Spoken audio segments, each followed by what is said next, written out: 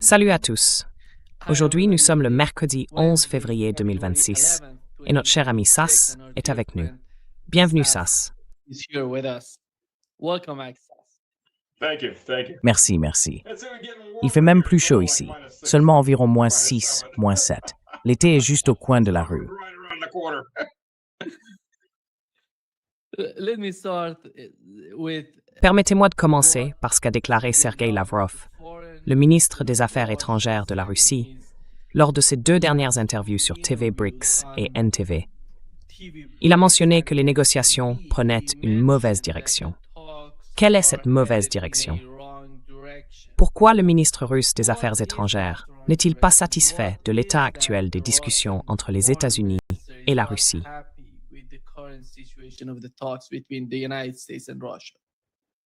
Well, first of all, I mean, we get into the fact Eh bien, that nobody does tout d'abord, negotiations like personne ne mène des this. négociations de cette manière, This. surtout sur un sujet aussi grave. Trump, je vais le dire un peu crûment, mais c'est c'est comme la masturbation des négociations. Ce n'est pas du sexe, c'est de la masturbation. Ce n'est pas une négociation. Je ne sais même pas comment le décrire autrement. C'est comme la version fast-food au drive de McDonald's des négociations. Et ça ne marche pas. Ça ne marche pas de réunir un tas de gens qui n'ont rien préparé. Chacun a ses petits points qu'il négocie intérieurement avec lui-même, qui ne répondent ni aux exigences d'un camp, ni à celles de l'autre. Le plus gros problème ici, pour commencer, entre la Russie et l'Ukraine, c'est qu'il n'y a pas de terrain d'entente. Commençons par ça. Il n'y a absolument aucun terrain d'entente. Let's just begin with that. There's absolutely no middle ground. And the losing side, which in this Et le case camp is perdant, Ukraine, qui dans ce cas est l'Ukraine, n'a pas encore assez perdu. Disons-le ainsi. Ils ne sont pas encore assez désespérés. Mais 2 facteurs entrent en jeu. Premièrement, les élites ne sont pas encore assez désespérées. Et deuxièmement, contrairement à d'autres pays où les élites prévoient de rester ou espèrent rester après une guerre, même si elles la perdent, ou peut-être se soucient réellement de leur peuple. Vous savez, c'est devenu une idée folle de nos jours en Occident. Des politiciens qui se soucient réellement de leur peuple. Les élites en Ukraine sont là uniquement pour tirer le plus d'argent possible de cette guerre, puis se tirer au plus vite. Donc, plus elles tirent les ficelles, plus elles envoient de gens dans le broyeur, plus elles s'enrichissent. Elles n'ont absolument aucun intérêt à mettre fin à ce conflit, quelles qu'en soient les conditions.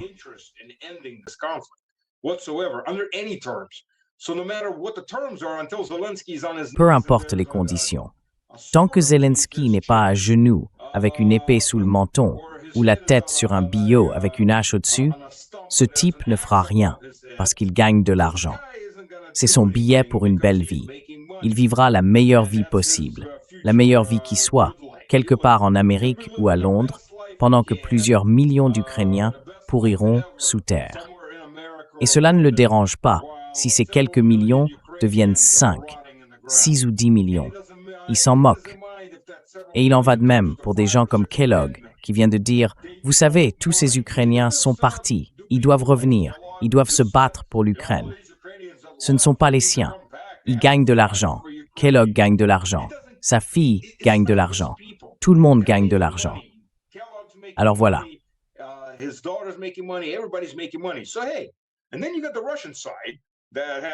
Et puis, il y a le camp russe qui dit « Nous ne rendrons pas ces 4 territoires. » Et d'ailleurs, ce sera bien plus si vous ne vous arrêtez pas. Mais vous avez affaire à des gens qui ne veulent pas s'arrêter. Et ensuite, il y a le camp Trump, qui n'a pas de position ferme, parce que sa position, ce qu'on appelait autrefois dans l'armée, repose sur de la gélatine. Elle tremble dans tous les sens. Il n'y a pas de base solide. C'est selon la dernière personne à qui il a parlé, ou la dernière qui a appuyé sur ses boutons, ou encore selon ce que ses donateurs lui ont dit en dernier. Voilà sa position. Elle change chaque jour. Et c'est quelque chose sur lequel, vous savez, je ne sais pas ce qu'ils ont convenu à Anchorage, mais de toute évidence, c'était quelque chose sur lequel ils étaient réellement d'accord. Et ensuite, écoutez, Lavrov, les Américains s'en sont retirés.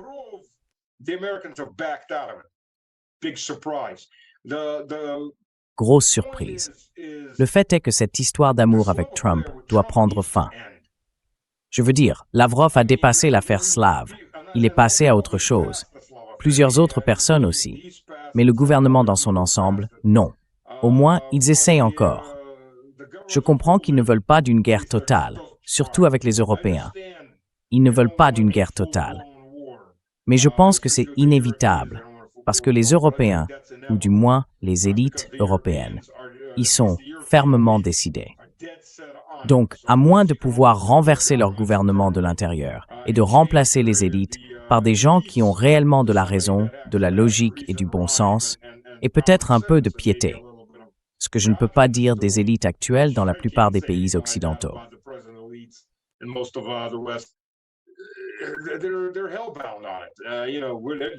Ils sont déterminés à aller jusqu'au bout. Tu sais, ils veulent une guerre. Alors dans ce cas, tu as deux choix. Soit tu fuis, soit tu restes et tu te bats. Ou fuir, il n'y a nulle part où aller. Donc tu restes et tu te bats. Mais c'est justement ça le problème.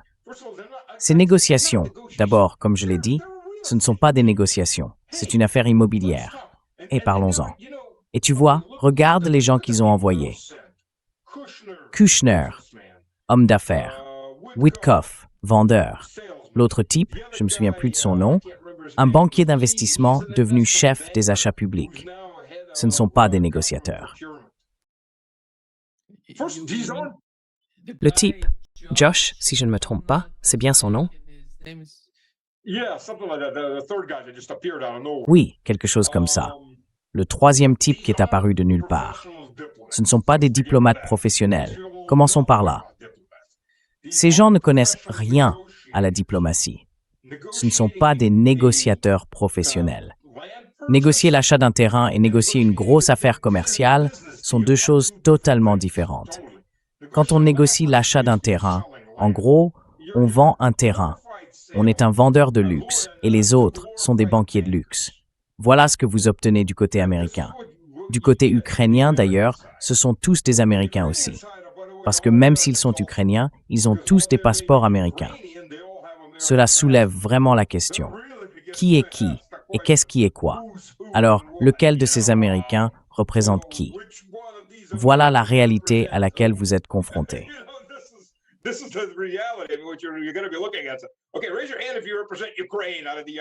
Bon, levez la main si parmi les Américains vous représentez l'Ukraine. Maintenant, levez l'autre main si vous représentez l'Amérique. D'accord, la main gauche, tout le monde la lève. Il représente l'Amérique. Alors, qui en parallèle représente l'Ukraine? Je veux dire, aussi absurde que ça puisse paraître, c'est bien ce qu'on voit ici. Est-ce qu'un véritable Ukrainien pourrait venir ici et représenter l'Ukraine, pour une fois? Peut-être que l'Ukraine serait un pays différent si, pour une fois, elle était dirigée par un véritable Ukrainien. Depuis 30 ans, ce n'est pas le cas. Je ne vais pas entrer dans le détail des différentes nationalités qui dirigent l'Ukraine, mais les Ukrainiens sont une infime minorité dans cette affaire. Donc, vous savez, ces négociations n'ont aucune chance d'aboutir. Un des camps n'est pas prêt à se rendre parce qu'il y gagne de l'argent.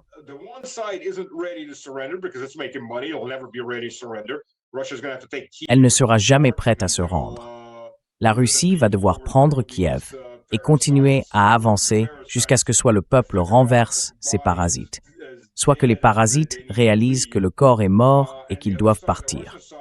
Le camp russe ne va pas reculer non plus. Et le camp américain traite cela essentiellement comme un échange de territoire. Faisons juste un petit échange de terre. Tous ces autres points, eh bien, ils disent qu'ils sont sans importance. Mais non, ils ne le sont pas. Et c'est justement là le problème. L'équipe américaine est entièrement guidée par le commerce. Elle ne comprend pas les prérogatives nationales. Elle ne comprend rien à tout cela, car elle ne ressent pas ce genre de choses. Elle n'a pas en tête ce qu'on pourrait appeler la survie nationale.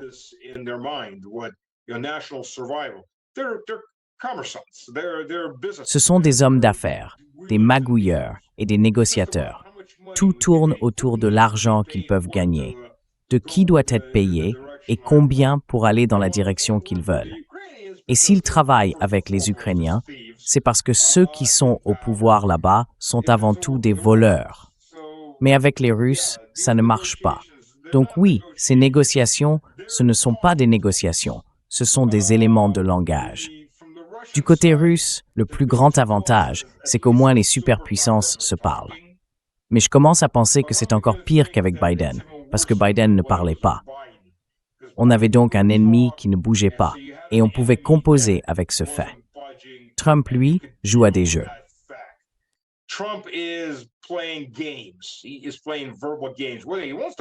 Il joue avec les mots. Qu'il le fasse volontairement ou non, je n'en sais rien, mais c'est ce qu'il fait. Et les gens autour de lui savent très bien qu'il joue à ce jeu. Vous savez, n'aidons pas Cuba. Peut-être qu'on reconnaîtra la Crimée ou quelque chose comme ça. J'étais aujourd'hui dans une émission, un programme d'actualité pour la télévision criméenne. J'étais sur un plateau avec 2 autres personnes et l'une des questions qu'on m'a posée était « Pensez-vous que Trump va reconnaître la Crimée comme faisant partie de la Russie? Pensez-vous que vous pouvez amener les Européens à le faire? Pourquoi en aurions-nous besoin? Quelle importance si les Européens ne la reconnaissent jamais? Ou si Trump ne reconnaît jamais la Crimée ou les autres provinces comme faisant partie de la Russie? »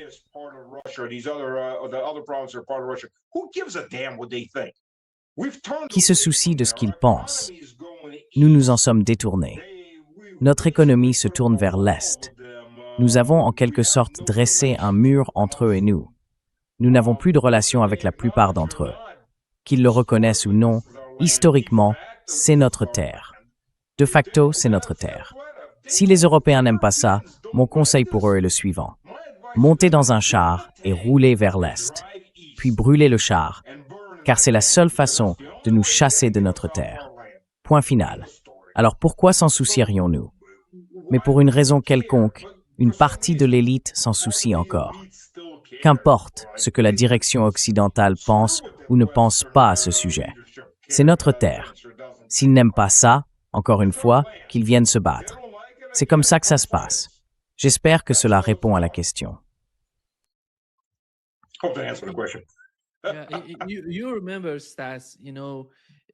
Tu te souviens, Stas, avant l'hiver, Keith Kellogg affirmait que si l'Ukraine survivait à cet hiver et atteignait le printemps et l'été, l'avantage serait du côté des Ukrainiens. Je ne sais pas de quel type d'avantage il parle. Et malheureusement, ces gens dominent d'une certaine manière toute l'administration des États-Unis.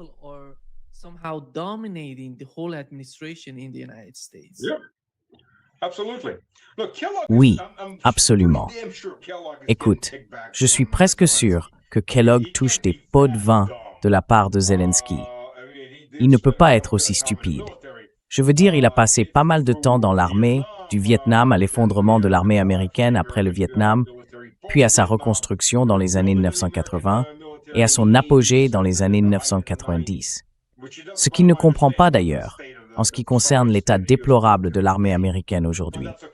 Mais bon, passons. Le fait est qu'il s'y connaît en affaires militaires. Donc si quelqu'un comme lui regarde les Ukrainiens et dit « Oh, vous allez encore gagner ?» Sérieusement, soit il est devenu sénile, soit il a été acheté. Maintenant, sa fille en tire profit. Son ONG aide à évacuer les Américains morts et blessés. Ce ne sont pas seulement des mercenaires. Enfin, ils sont peut-être tous des moutons pour les mercenaires. Mais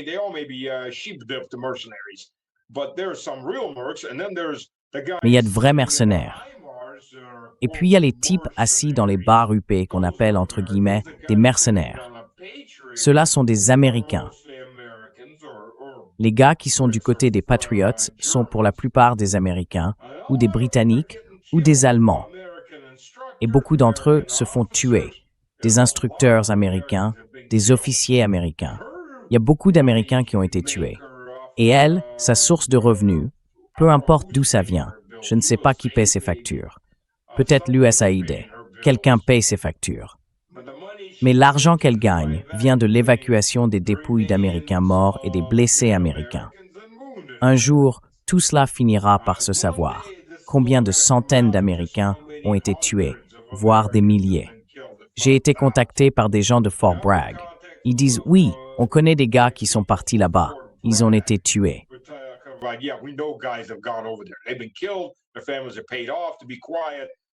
Leurs familles ont été payées pour se taire, car officiellement, rien de tel n'est jamais arrivé. Et ce ne sont pas des types des forces spéciales comme on pourrait s'y attendre. Ce sont différents opérateurs qui utilisent divers types d'équipements. Donc oui, franchement, les absurdités que Kellogg débite sont complètement folles. Comme je l'ai dit, aujourd'hui, c'était tout sur le thème. Les Ukrainiens qui ont quitté l'Ukraine doivent revenir et se battre pour elle. Il y a une raison pour laquelle ils sont partis. Il y a une raison pour laquelle ils continuent de fuir. Et cela n'a rien à voir avec « Oh, je veux mourir pour l'Ukraine et Zelensky ». C'est tout le contraire. Vous savez, la guerre en Ukraine est une guerre à 3 niveaux pour les Ukrainiens. Et par niveau, j'entends par classe sociale. Il y a la classe pauvre et la petite classe moyenne. Ce sont eux qui se battent.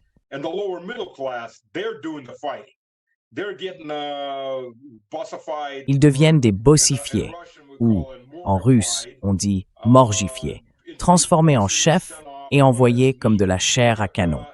En fait, selon certaines sources en Ukraine, 90% des remplaçants sont désormais bossifiés, arrachés dans la rue par des rafles. 90% des remplaçants ne se portent pas exactement volontaires pour aller mourir pour l'Ukraine. Ensuite, il y a la classe moyenne et la classe moyenne supérieure. Ce sont eux qui ont pu payer quelqu'un pour obtenir le certificat médical les déclarant inaptes ou qui ont réussi à acheter leur sortie du pays. Ils vivent comme réfugiés dans différents pays. Certains, bien sûr, vivent très confortablement. Beaucoup d'entre eux sont soudainement devenus de grands nationalistes ukrainiens, maintenant qu'ils ne sont plus en Ukraine.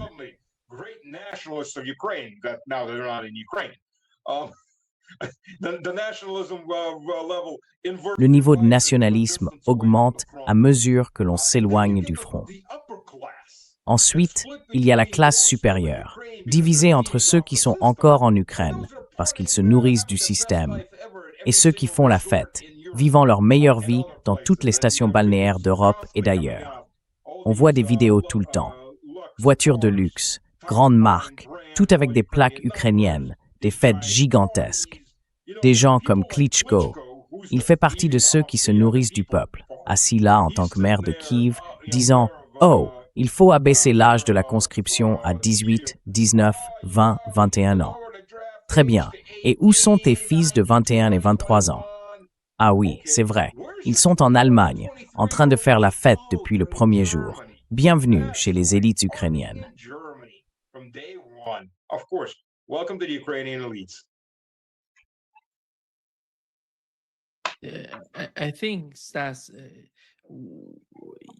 Je pense, Stas, que ce qui se passe sur le terrain en Ukraine déterminera en fin de compte comment et quand le conflit prendra fin. Parce qu'il ne semble pas que l'administration Trump y parvienne, ni même qu'elle soit disposée à le faire, pour y mettre un terme.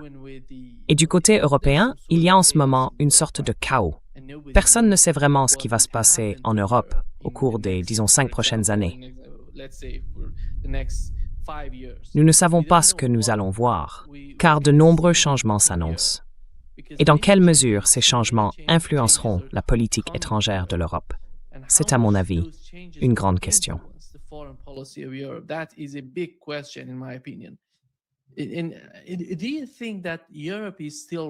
Pensez-vous que l'Europe soit encore pertinente? Parce que, à mon avis, disons-le ainsi, lorsqu'il y a une guerre, par exemple en Irak ou en Afghanistan, on ne peut pas ignorer les préoccupations légitimes de l'Iran, puisqu'il est juste à côté. Je pense que l'Ukraine, c'est pareil, voisine à la fois de la Russie et de l'Europe. C'est pourquoi, surtout dans la partie orientale de l'Europe, il y a autant d'inquiétudes, plus que dans la partie occidentale. C'est pour cela qu'on observe ce genre de division entre les deux côtés. Comment voyez-vous cela influencer la politique étrangère de l'Europe?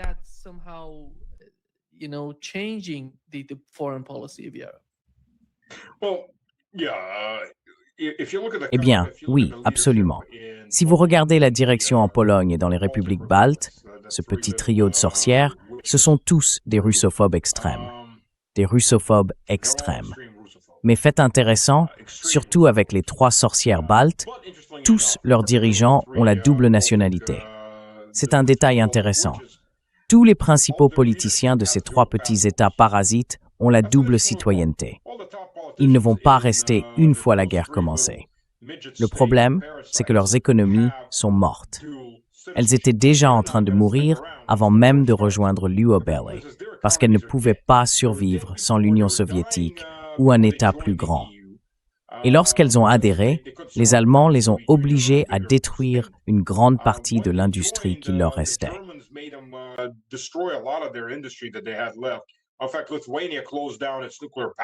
En réalité, la Lituanie a fermé ses centrales nucléaires et doit désormais importer de l'énergie au lieu d'en exporter. La centrale nucléaire avait été construite là-bas par l'Union soviétique. Aujourd'hui, ils sont donc devenus encore plus pauvres. Et d'ailleurs, il y a beaucoup moins de population. Les Russes représentent en fait une proportion bien plus importante de ces populations que ne l'indiquent les registres officiels. Et je vais expliquer pourquoi. Les Russes n'y sont pas citoyens. On ne leur permet pas d'obtenir la citoyenneté à cause de codes ethniques et raciaux, en gros des codes raciaux officieux. Et avant que quelqu'un ne dise « Oui, les Russes se sont juste installés là-bas, blabla », eh bien, il existe des colonies russes en Lituanie et en Estonie depuis le haut Moyen-Âge. Et puis, il suffit de regarder la ville de Narva, qui se trouve dans le nord-ouest de l'Estonie.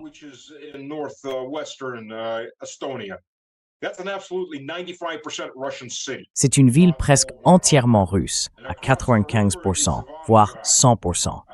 Et de l'autre côté de la rivière se trouve Ivangorod, qui est aussi une ville russe. C'est une seule et même ville que la rivière et la frontière ont coupée en deux. Et cela, d'ailleurs, reflète la population russe dans son ensemble. Officiellement, elle représente environ 36% ou 38% de la population de l'Estonie. Mais voici pourquoi le chiffre réel est en fait bien plus élevé. Les Russes n'obtiennent pas de passeports estoniens, par exemple. Ils ne peuvent pas voyager.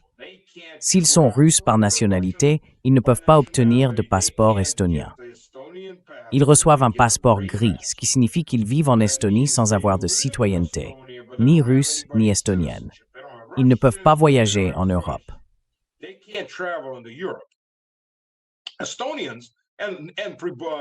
Les Estoniens et le reste des pays pré-baltes, leur jeunesse est partie il y a 20 ans. Il y a des gens, ça fuit aussi vite que possible, juste pour essayer de sortir de ces enfers économiques. Eh bien, le problème pour les statistiques, c'est que, et la Pologne fait la même chose d'ailleurs, ils continuent de compter des personnes qui n'y ont pas vécu depuis 10, 15 ou 20 ans, comme si elles y vivaient encore. Ces gens peuvent revenir une fois par an ou tous les 2 ans pour voir leurs proches. Mais c'est tout. Ils n'y vivent pas. Ils vivent en Pologne, ou peut-être en Allemagne, ou ailleurs. Mais ils ne vivent pas dans ces 3 pays. Et beaucoup de Polonais, d'ailleurs, ont fait la même chose.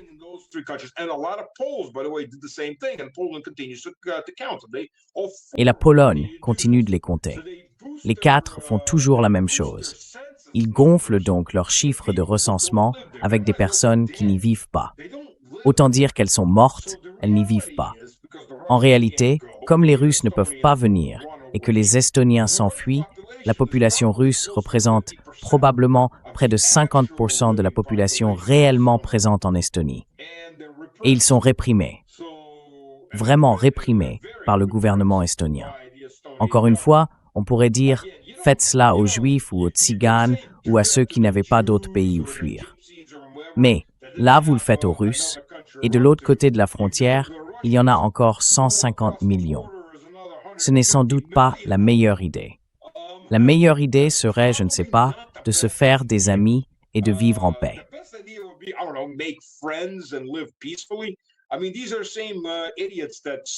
Je veux dire, ce sont les mêmes idiots qui ont sectionné leurs câbles électriques. Ils faisaient partie d'un réseau commun. Les pays baltes, la Biélorussie et le nord de la Russie faisaient tous partie du même réseau électrique.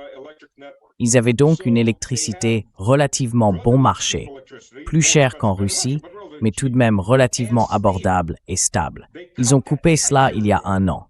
En fait, il y a 1 an et 2 jours. Ils ont même organisé une cérémonie. Ils ont sectionné la ligne à haute tension, en ont pris un morceau et l'ont mis dans un musée. Et maintenant, ils achètent leur électricité à leurs voisins, la Suède, la Finlande et la Pologne. Leurs prix ont augmenté d'environ 3 fois et demi, donc les entreprises ferment et leurs économies s'effondrent.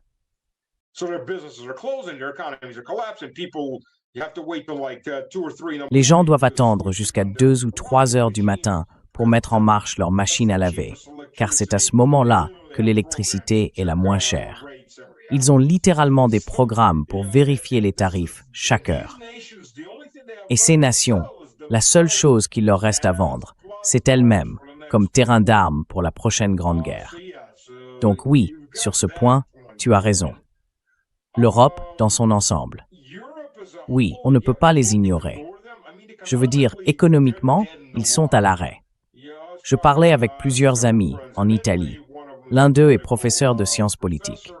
Il m'a dit que l'Italien moyen essaye de comprendre comment nourrir sa famille à partir de la 4e semaine du mois. Et cette semaine devient de plus en plus longue parce que les gens deviennent de plus en plus pauvres.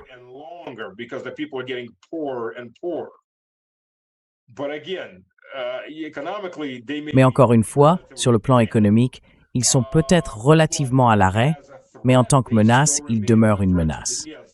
Donc oui, on ne peut pas totalement les ignorer. En fait, il faut s'y préparer.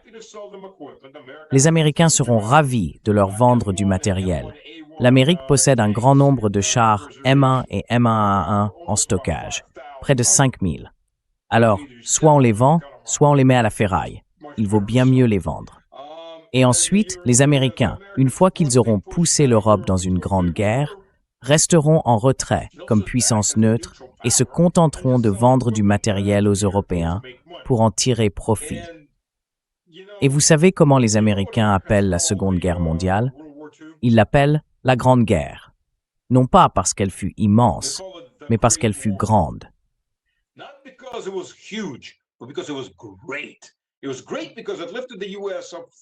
C'était formidable, parce que cela a sorti les États-Unis de la dépression et les a remis sur pied. C'était formidable sur le plan économique. Et ils l'appelaient la Grande Guerre. Vous savez, ils mettaient l'article devant. Eh bien, je crois que c'était en 1998, dans Forbes, que j'ai lu le premier article disant que nous avions besoin d'une autre grande guerre pour nous remettre sur des bases financières solides. Nous avions besoin d'une autre guerre énorme en Europe. Et c'est exactement ce qu'il disait. C'était en 1998. Nous aurions une grande guerre en Europe, l'Europe serait détruite, puis nous deviendrions créanciers et nous annulerions nos dettes envers les Européens. Nous deviendrions créanciers, puis nous les reconstruirions. Donc, si cela était déjà publié dans des revues comme Forbes, vous savez que les élites en discutaient depuis plusieurs années.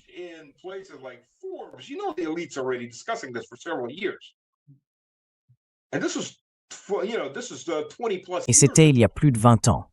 Ils travaillent là-dessus depuis tout ce temps, et ils vont obtenir ce qu'ils veulent. L'Europe va disparaître, ou presque. Et c'est d'ailleurs quelque chose d'intéressant à propos de l'Europe.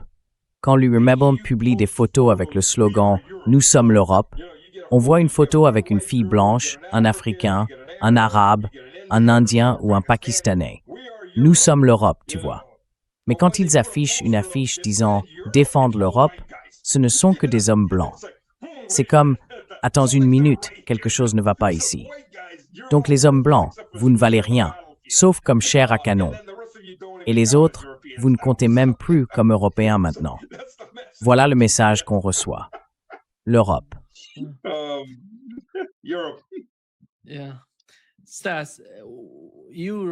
Oui. Sas, tu as écrit un article très important sur ton Substack que tu m'as envoyé. Il porte entièrement sur la bataille civilisationnelle qui façonne l'avenir du monde. Quel est ton propos dans cet article? Qu'est-ce qui définit exactement un État civilisationnel, par opposition à un État ordinaire, selon ta manière de le présenter?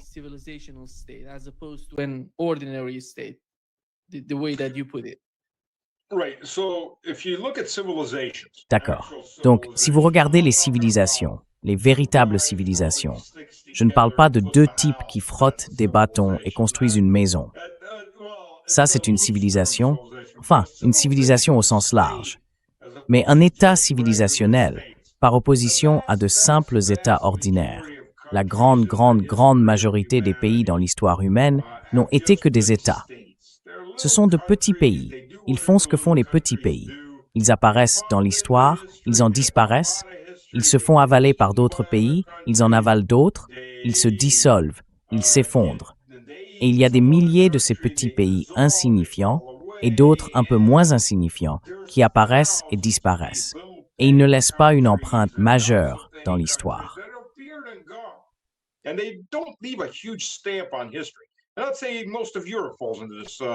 Et je dirais que la majeure partie de l'Europe entre dans cette catégorie, l'Europe moderne, plus précisément, si on les considère comme des pays individuels.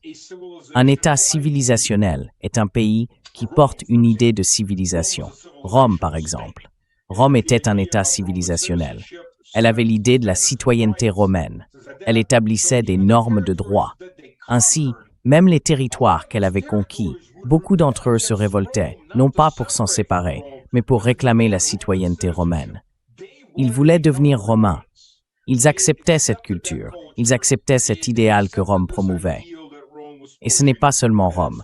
Il y a eu plusieurs de ces États civilisationnels, peut-être 1 ou 2% de tous les pays ayant existé dans le monde.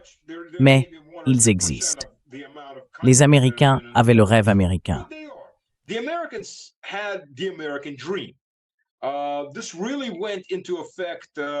Cela a vraiment pris effet dans les années 1950 et 1960.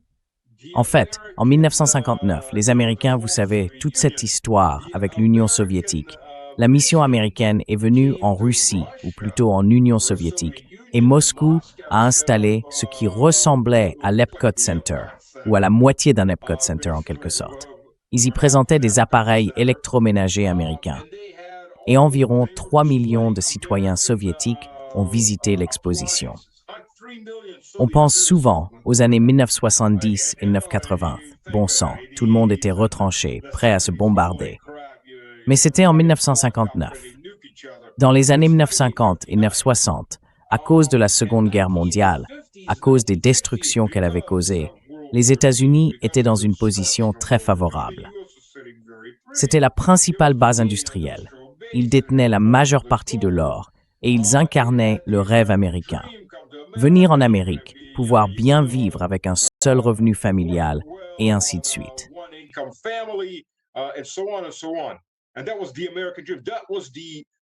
Et c'était ça, le rêve américain. C'était l'idée de civilisation que l'Amérique vendait et que d'autres peuples achetaient, du genre « Oh oui, c'est génial ». Eh bien, le rêve américain est mort. Je veux dire, il est mort dans les années 2000. À la fin de cette décennie, il était pratiquement à l'agonie. Aujourd'hui, c'est juste une blague. La personne moyenne ne peut rien se permettre, encore moins un quelconque rêve. Comme l'a dit George Carlin, il faut bien que ce soit un rêve, puisque la seule façon de le voir, c'est quand on dort. Et il a dit ça il y a déjà pas mal de temps. Mais la réalité, c'est que le rêve américain est mort en tant qu'idée de civilisation, celle selon laquelle on pouvait être de la classe moyenne, bien vivre, offrir un avenir à ses enfants et que ses enfants seraient plus riches que soi. C'est tout le contraire aujourd'hui.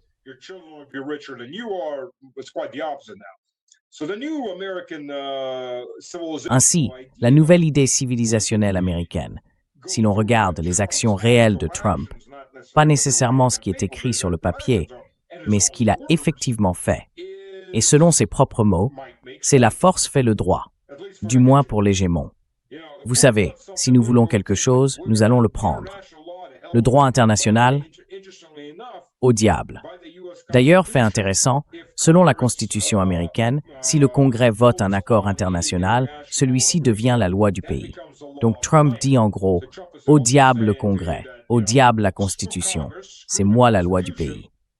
Nous sommes donc face à un pseudo-empire post-républicain. Voilà l'idée américaine aujourd'hui, l'idée civilisationnelle. Ce n'est pas exactement la meilleure idée à vendre aux autres pays. Que leur vendez-vous?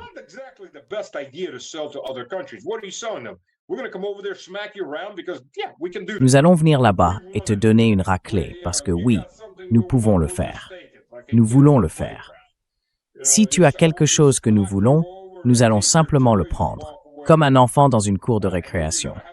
Nous te renverserons, prendrons tes jouets et partirons avec. Et ensuite, tu devras nous remercier, sinon nous reviendrons te frapper à nouveau. En tant qu'idée de civilisation, ce n'est pas quelque chose que l'on peut facilement vendre à d'autres nations ou à d'autres peuples.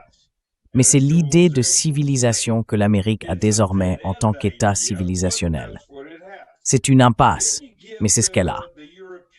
Ensuite, il y a l'idée européenne moderne, ou celle de l'UBA.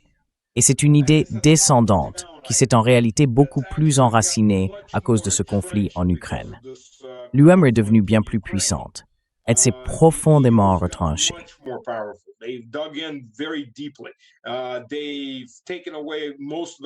Ils ont retiré la plupart des droits de toutes ces petites, je ne sais pas comment les appeler, provinces ou États esclaves qui font partie de l'Union européenne.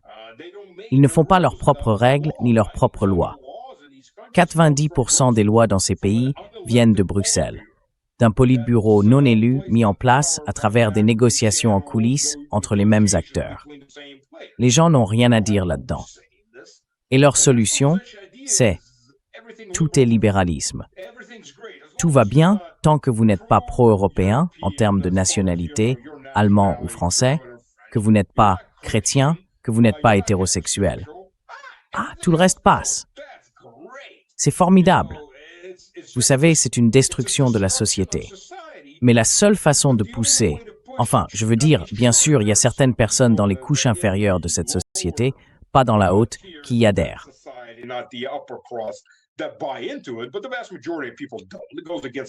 Mais la grande majorité des gens ne le font pas. Cela va à l'encontre de leur nature. La seule façon d'imposer cette nouvelle idéologie, cette nouvelle idée civilisationnelle du « tout est permis », satanisme, très bien. Sacrifice d'animaux, très bien. Sacrifice d'enfants, encore mieux. Vous savez, une empreinte carbone plus faible ainsi. Suicide assisté, très bien. Un adolescent de 16 ans dépressif, nous allons t'aider à mettre fin à ta dépression. Et tu n'es plus là. C'est ce qu'ils promeuvent, c'est ce qu'ils vendent.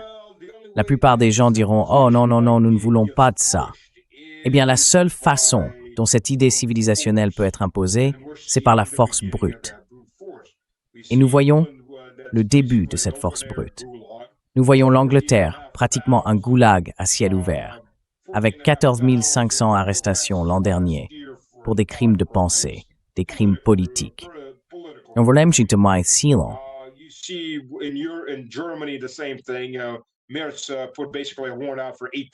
Merz a essentiellement lancé un mandat contre 8000 personnes qui, je cite, l'ont insulté. Vous savez, quelqu'un le traite d'idiot sur Internet. Eh bien, c'est en fait un délit en Allemagne, passible d'une amende ou même de prison, et ainsi de suite.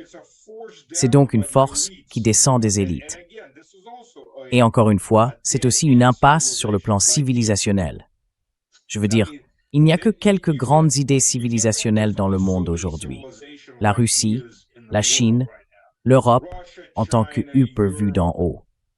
Et d'ailleurs, les Américains. Qu'avons-nous d'autre? L'Iran entre et sort du jeu. Je ne mentionnerai même pas le Brésil, parce que le Brésil, et c'est le problème de l'Amérique latine en général, n'a pas d'idée civilisationnelle. Une civilisation n'a évidemment pas besoin de se limiter à une seule nation.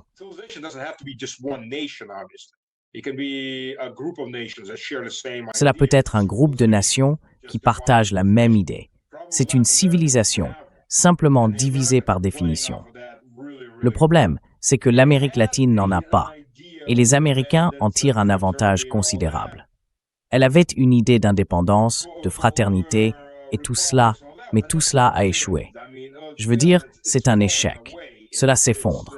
Les Américains ont joué un rôle très important dans la suppression de cette idée, car la dernière chose dont ils avaient besoin, c'était que leur arrière-cour entre en concurrence avec eux.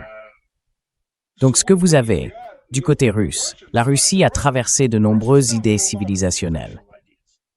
À un moment donné, lorsque la principauté de Moscou, la Moscovie, coexistait avec un tas d'autres principautés russes, elle n'avait pas de civilisation.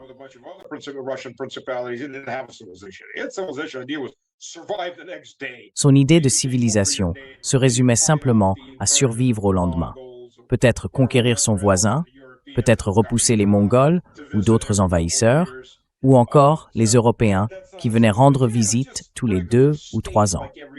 Ce n'était pas une civilisation, c'était simplement un État ordinaire, comme tant d'autres petits États apparaissant et disparaissant au fil de l'histoire. Mais ensuite, à mesure qu'il commença à se développer, lorsque Zoé, la nièce du dernier empereur byzantin, Constantin Pims, converti au catholicisme, fut envoyée par le pape pour épouser Ivan Vassilievitch le Grand, le grand-père d'Ivan le Terrible.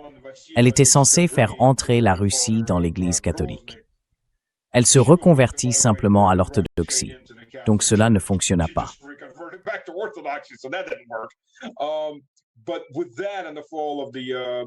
Mais avec cela, et avec la chute de Byzance, l'idée de civilisation qui parvint à la Russie fut celle de la troisième Rome. La Russie était la dernière grande, enfin Moscou à ce stade. Ce n'était pas encore tout à fait la Russie. La Russie était cette vaste terre composée de nombreuses principautés différentes, et Moscou était la plus grande d'entre elles. Moscou était la troisième Rome, c'est-à-dire le dernier grand pays orthodoxe indépendant. C'était le rempart. Il n'y aurait pas de quatrième Rome. La deuxième Rome était tombée aux mains des Turcs, et la première Rome était tombée dans l'hérésie. Ce qui devint l'idée russe, en somme, c'était que Moscou, puis la Russie, et enfin l'Empire russe, était le défenseur de la foi orthodoxe.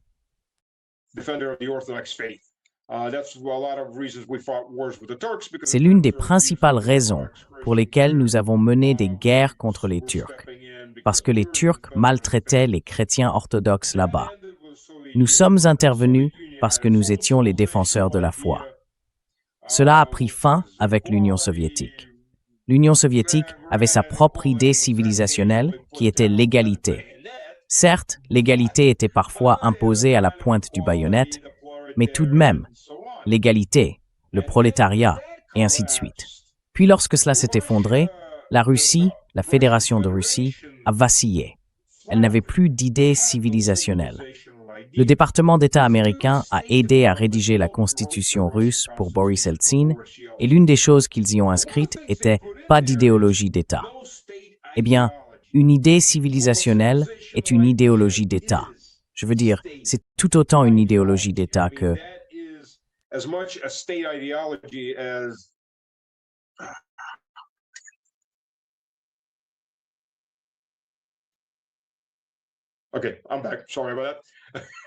D'accord, je suis de retour.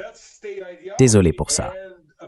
Donc, c'est ça, l'idéologie d'État. Et officiellement, la Russie n'est pas censée en avoir une. Eh bien, elle se formait quand même. Et c'est pas quelque chose qui est venu des élites. Cela venait du peuple. Quand 2014 est arrivé et que les Ukrainiens, dont la seule idée d'État était « nous détestons la Russie, nous sommes anti-Russie et nous détestons aussi les Polonais, les Hongrois et tout le monde », eh bien, on ne peut pas vraiment bâtir une civilisation sur la haine. Tout ce que nous faisons, c'est détester tout le monde. C'est toute notre idée. Quand 2014 est arrivé, beaucoup de vétérans russes sont allés aider les Russes dans l'est de l'Ukraine. Et tout ce concept de monde russe commençait à se former, ce qui constitue l'idée civilisationnelle russe. Alors la Russie s'en est emparée, et depuis le début de l'opération militaire spéciale, cela s'est beaucoup plus développé.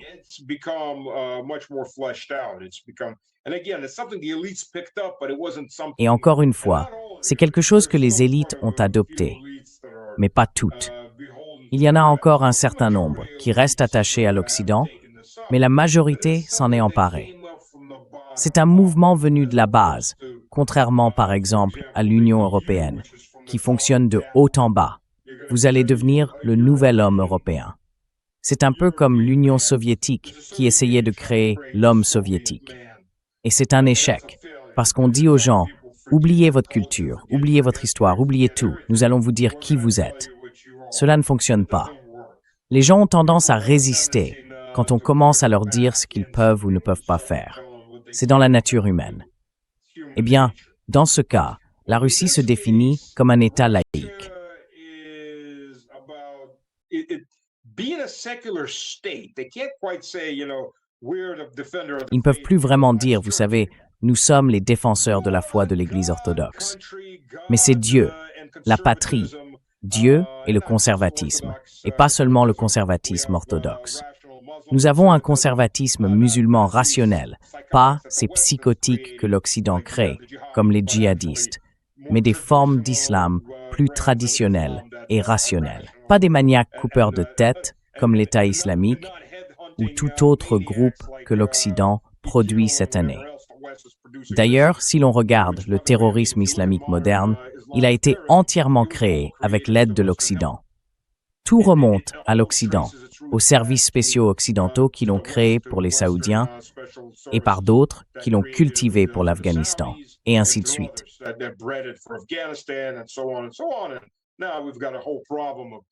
Et maintenant, nous avons tout un problème avec des gens qui ne sont là que pour les esclaves et pour tuer quelqu'un. On le voit bien, je veux dire, on a vu ce qu'ils ont fait en Syrie. C'était le même genre d'état de chasseurs de tête. Les premières personnes qui ont été assassinées, d'ailleurs, n'étaient même pas des chrétiens, des djihadistes ou des alaouites, mais simplement d'autres musulmans massacrés, parce que la mentalité était « si quelqu'un ne croit pas à ce que nous croyons, nous allons le tuer ». Il nous faut juste une excuse. C'est tout l'état d'esprit.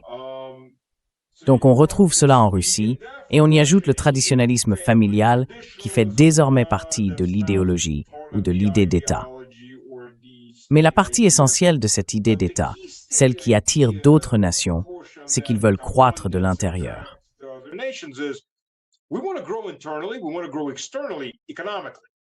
Nous voulons croître à l'extérieur, sur le plan économique, et nous nous fichons complètement de ce que vous faites dans votre pays. C'est votre problème, votre prérogative.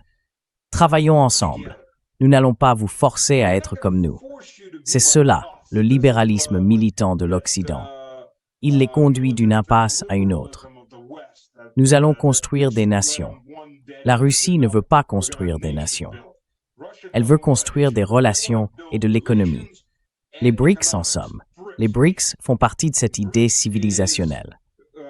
Et l'idée civilisationnelle que la Russie a aujourd'hui, celle qu'elle a formée, est quelque chose que l'on peut proposer à d'autres nations. Regardez, nous n'allons pas essayer de changer votre culture.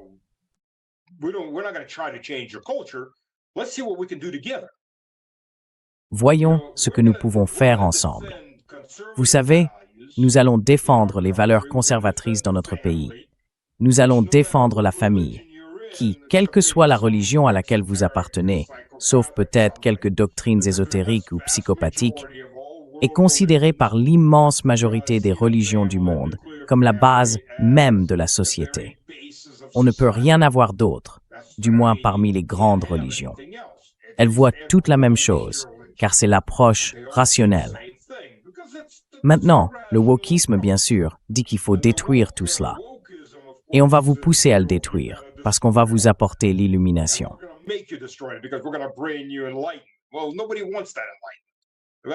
Eh bien, personne ne veut de cet éclaircissement.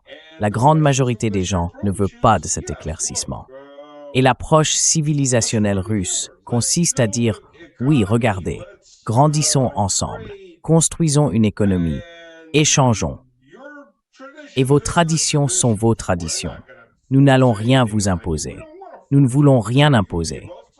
Vous nous laissez tranquilles sur le plan interne, nous vous laissons tranquilles sur le plan interne. Amusez-vous. Vous voulez renverser votre gouvernement? C'est votre choix. Vous voulez vivre heureux sous votre gouvernement? C'est votre choix. Tout est votre choix. Chaque nation fait ses propres choix, et cela devrait être ainsi. Voilà, en résumé. Yeah. Sas, I think what you've mentioned about the civilization and how Oui, Sas, je pense que ce que tu as mentionné à propos de la civilisation et du fait que tu sais, quand on parle des BRICS et quand on parle de l'Eurasie, plus précisément en Asie du Sud, en Asie de l'Ouest, et en allant vers le Caucase du Sud, la Russie et la Chine, il me semble que si l'on considère la Russie après l'Union soviétique, on voit qu'en 2000, Poutine arrive au pouvoir et qu'il y avait un énorme chaos en Russie.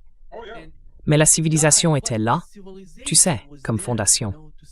Il avait la base pour commencer à reconstruire l'économie russe, la société russe, tout. Et pendant longtemps, pendant environ 10 ans, il s'est battu contre ces gens, je ne sais pas, en Tchétchénie, au Daghestan, qui étaient d'une certaine manière soutenus par l'Occident pour combattre le gouvernement en Russie.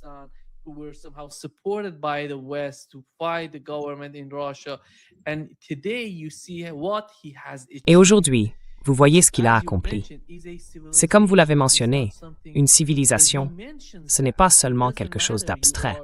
Et il en parle, peu importe que vous soyez le type blanc, le type brun, le musulman, le chrétien orthodoxe ou le juif. Ensemble, ils se sentent russes. C'est l'identité du peuple en Russie. La même chose s'est produite, à mon avis, dans toute la région. Vous voyez la Chine aujourd'hui. Vous savez, quand vous parlez avec des analystes américains qui savent réellement de quoi ils parlent, qui connaissent l'histoire de la région, ils disent, par exemple, j'ai parlé avec Ray McGovern, l'un de nos chers invités sur ce podcast. Il a dit que personne n'aurait jamais pensé que la Russie et la Chine pourraient être aussi proches.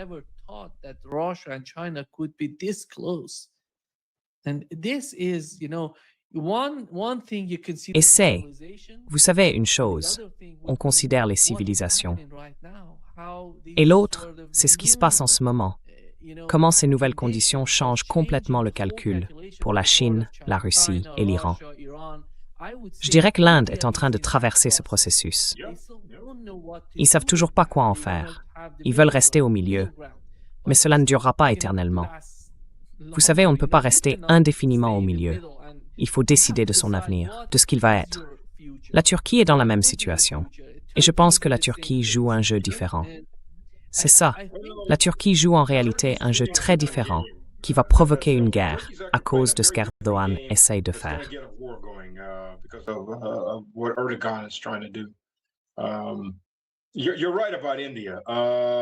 Tu as raison à propos de l'Inde. D'ailleurs, l'Inde est désormais le principal pays à promouvoir un système monétaire électronique commun pour les BRICS, ainsi que tout le reste. Autrefois, c'étaient eux les plus grands freins. Mais maintenant que la relation entre Modi et Trump s'est refroidie, et que Trump a dit beaucoup de choses qu'il n'aurait pas dû dire à l'égard des Indiens, les Indiens ont en gros dit « Bon, très bien, tant pis ». Et ils sont devenus les plus fervents partisans de tout cela. Avec les Turcs, c'est différent, parce que Erdogan essaye de créer une grande Turquie. Il tente de rallier les républiques d'Asie centrale à sa sphère d'influence, dans une sorte de super-État turcique.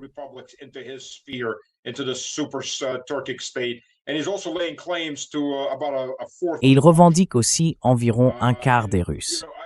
Vous savez, je parlais avec un type que je connais, son cousin travaille au Kazakhstan. C'est un Kazakh et il travaille dans un centre de congrès où Erdogan prononçait un discours. Erdogan s'adressait aux élites du Kazakhstan, leur disant « Nous devons nous unifier et frapper la Russie pendant qu'elle est occupée avec l'Ukraine. » Donc Erdogan joue à d'autres jeux qui vont mener la Turquie à sa perte. Nous avons mené 13 guerres contre la Turquie et en avons gagné 11. Pendant la guerre de Crimée, ce sont les Britanniques, les Français et les Sardes qui ont fait l'essentiel des combats et des pertes pour les Turcs.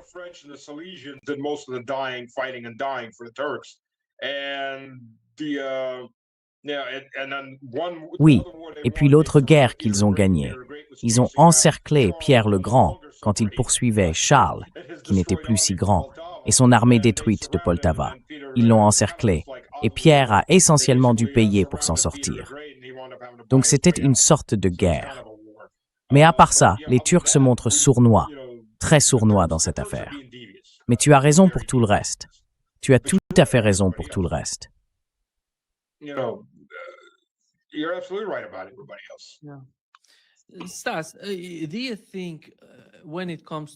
Sas, penses-tu que, lorsqu'il s'agit de l'Europe, chaque fois que nous parlons de l'Europe, nous devons forcément parler de l'Union européenne? Pourtant, il y a un pays qui ne fait pas partie de l'Union européenne, le Royaume-Uni. Et je crois que dans une large mesure, la politique étrangère de l'Europe est définie par le Royaume-Uni. Comment expliques-tu cela? S'ils ne font pas partie de l'Union européenne, comment peuvent-ils encore influencer l'Europe? Il semble plus important que certains pays membres de l'Union, et personne ne se soucie de ce que disent les autres. Quelle est la relation entre les deux, entre le Royaume-Uni et l'Union européenne?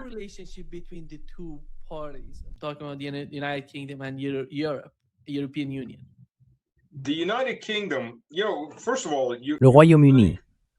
Vous savez, à première vue, on pourrait penser que le Royaume-Uni et la Russie seraient des alliés naturels, puisqu'ils se trouvent tous deux aux marges de l'Europe. Ni l'un ni l'autre, en temps normal, n'a le moindre désir d'unifier le reste de l'Europe. Car ce n'est jamais une bonne nouvelle pour quiconque ne fait pas partie de leur petit nouvel empire. Quelle qu'en soit la version actuelle, que ce soit Charlemagne, Napoléon, le Kaiser, Hitler ou cette nouvelle mouture, ce n'est jamais bon pour aucun des deux camps. Enfin, on pourrait le croire en tout cas. Et le Royaume-Uni était une puissance navale, tandis que la Russie était une puissance terrestre. On pourrait penser qu'ils feraient d'excellents alliés. Mais, vous savez, les Britanniques avaient cette manie du grand jeu. Et en réalité, ils jouaient déjà des tours sournois depuis le tout début lorsqu'ils nous ont découverts là-haut à Arkhangelsk.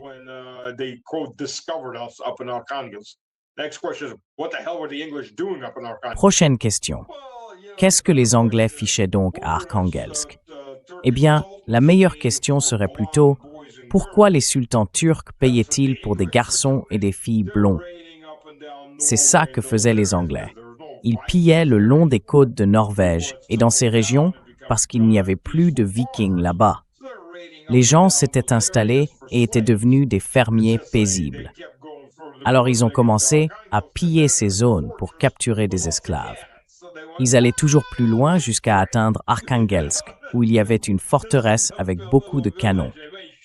Alors ils se sont dit « Ah, faisons du commerce, c'est un petit village, ils risquent de riposter, ils riposteront probablement. » Donc les Britanniques sont...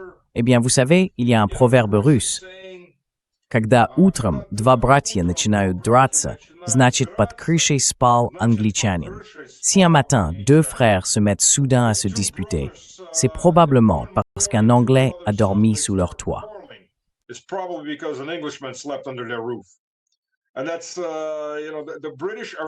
Les Britanniques sont très doués pour corrompre, pour acheter de l'influence, corrompre les gens, les corrompre moralement et monter tout le monde les uns contre les autres. Ils excellent vraiment dans ce domaine. C'est, à mon avis, leur plus grand accomplissement national, plus que tout le reste. Partout où ils vont, qu'on le veuille ou non, c'est le plus grand héritage des Britanniques. Je ne parle pas de l'anglais moyen qui y vit, mais des élites britanniques et de ceux qui les servent, qui sont très habiles à cela. Et ils jouent le jeu à fond en Europe. Franchement, si l'on regarde l'Angleterre, c'est un pays insignifiant. C'est une petite nation insulaire, dépourvue de la plupart des ressources dont elle a besoin. Sa flotte, autrefois reine des mers, est aujourd'hui une plaisanterie. L'armée est encore moins que cela. Ils sont, en somme, au début d'une guerre civile.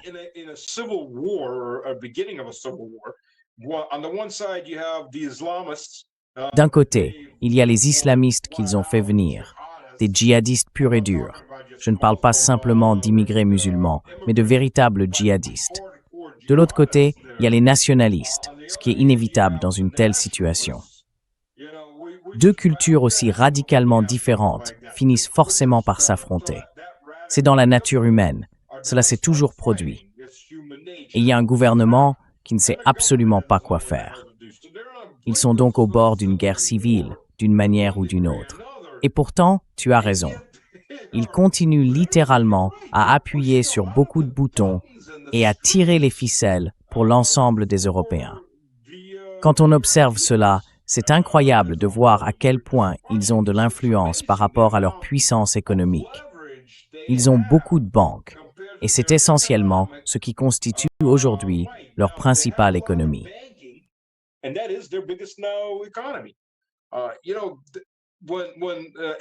Vous savez, quand les problèmes énergétiques ont commencé à apparaître, beaucoup de gens disaient « Eh, rouvrons les mines de charbon !»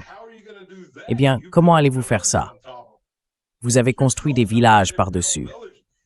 Vous les avez comblés et construit des villages. Vous ne pouvez même plus alimenter votre économie avec le charbon. Mais vous avez la banque. La majorité des gens peut vivre dans la pauvreté, mais il y a une minorité suffisamment grande au sommet qui détient tout l'argent. Et cela a toujours permis, historiquement, à chaque dictateur et à chaque vaurien de déposer son argent en toute sécurité en Angleterre. Que ce soit le commerce des esclaves, le trafic de drogue ou un dictateur sanguinaire, ils déposent simplement leur argent en Angleterre. Tout ira bien. Quand vous en avez besoin, vous pouvez venir le récupérer. Donc, vous êtes en Angleterre.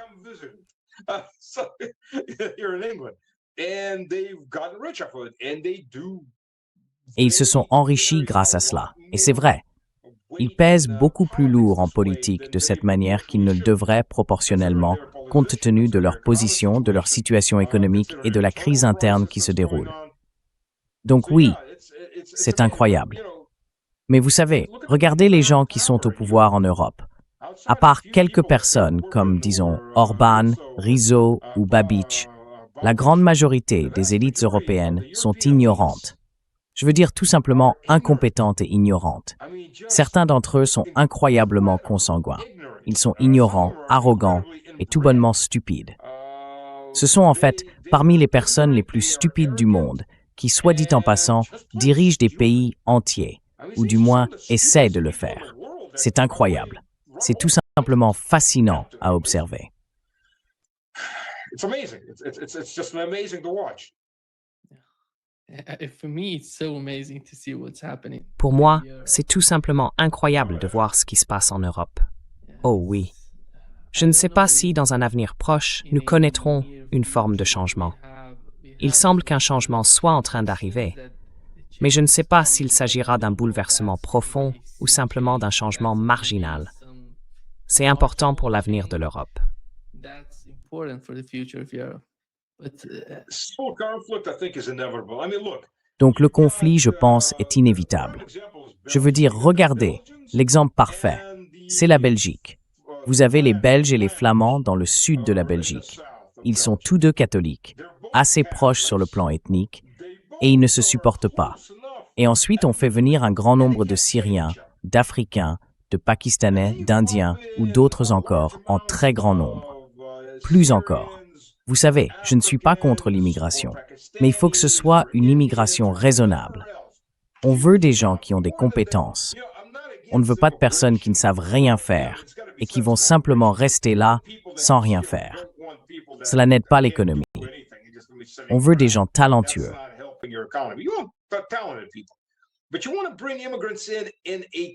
Mais il faut faire venir les immigrés à un rythme maîtrisable afin de pouvoir les assimiler. L'essentiel ici, c'est l'assimilation. Quand on en fait venir trop, ils ne s'assimilent pas, car ils forment leur propre communauté. Et dès que cela se produit, tout à coup, on se retrouve avec un conflit sur les bras.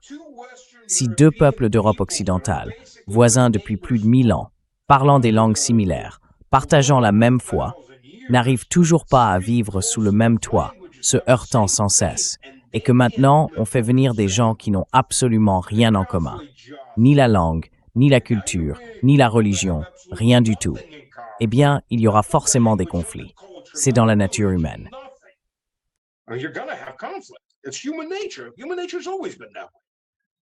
La nature humaine a toujours été ainsi. On ne peut pas assimiler des personnes qui deviennent soudainement 20 ou 30% de la population en 2 ou 3 grandes vagues sur une très courte période.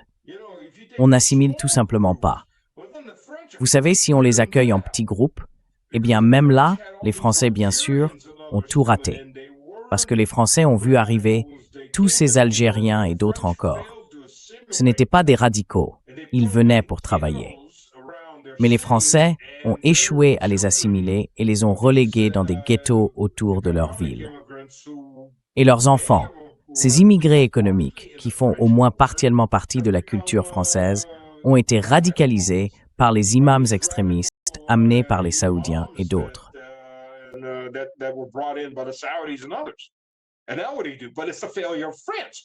Et maintenant, que fait-on?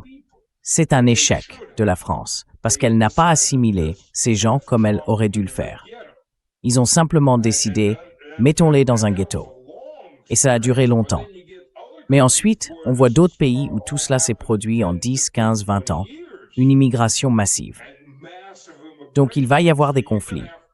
Ce ne sera pas un conflit entre, disons, des Syriens et des Russes, enfin, pas des Russes, des Syriens et, disons, des Allemands. Il y a des Turcs en Allemagne qui se sont assimilés et eux non plus ne supportent pas ces gens-là. Cela devient une sorte de matrice où chacun se bat contre quelqu'un d'autre.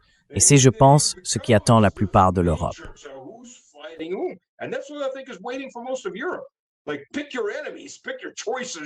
Genre, choisis tes ennemis, choisis tes options, tu vois? C'est comme une ligue de fantasy où des nationalités s'affrontent dans ces pays parce que personne ne s'est assimilé. Et par-dessus le marché, tu as cette dictature descendante de l'UE Ultimate qui dit « Eh bien, maintenant, vous devez tout oublier et nous allons vous imposer une toute nouvelle idéologie que personne ne peut supporter. Nous allons sacrifier vos enfants, leur couper les gonades, détruire ce qu'il reste de votre culture. » Tu vois? Et ensuite, tout devient un vrai chaos. Mais c'est ça, l'URSS, ils savent pas trop. Ouais, amusez-vous bien. Allez, soyez libres avec nous, amusez-vous. Vous avez créé vos propres problèmes. Amusez-vous, ouais. Yeah. Well, thank you Merci so beaucoup, much, Stas. Un grand plaisir, comme toujours. Always. Talk- Pareil. Et à bientôt. Merci, je veux t'inviter dans mon émission. D'accord. See you soon. À bientôt, Stas. À plus. Au revoir. All right.